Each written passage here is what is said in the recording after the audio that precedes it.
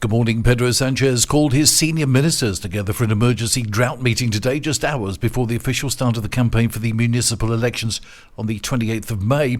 The situation is becoming increasingly serious, and 2023 now sits in fifth place in the table for the least water stored in reservoirs since records have been kept. Government departments have assured that they have been working for weeks on packages of measures that will probably be laid out as a decree, and only now have they been able to finalise it. The drought, which Pedro Sanchez himself recently blamed for the rise in food prices, is already a top-level problem.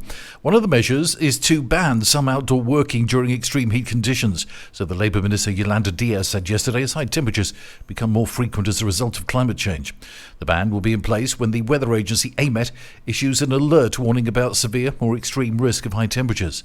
The measures will affect outdoor working such as street cleaning and agriculture. Spain and the United States are set to negotiate the clean-up of radioactive contamination that has been here since 1966, when an American B-52 bomber carrying hydrogen bombs crashed off the coast. Foreign Minister Jose Manuel Alvarez met with the US Secretary of State Antony Blinken yesterday. Then tomorrow, Prime Minister Pedro Sanchez will have a meeting with US President Joe Biden. At the height of the Cold War, an American bomber collided with a refueling aircraft off the coast of Palomares. Despite clean-up efforts, a 2007 study revealed that approximately 40 hectares of land remain dangerously contaminated. On Monday, the Spanish government agreed to allow the US to deploy 2 more US Navy ships at the Rota naval base. The regional government of Catalonia has told landlords to find occupants for empty properties they own or risk them being expropriated. A plan announced this week to repurpose up to 70 houses empty for over 2 years in 14 towns where low-income housing is in high demand could be expanded in scope and budget, a senior official said yesterday.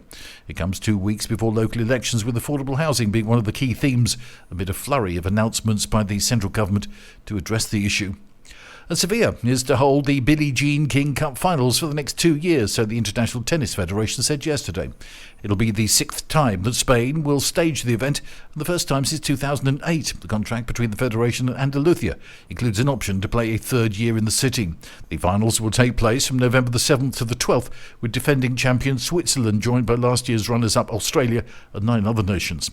Teams will compete in 4 round-robin groups of 3, with the winners advancing to the semi-finals. The Billie Jean King Cup used to be called the Fed Cup until 2020. Now, for the latest from TRE, I'm Bob James.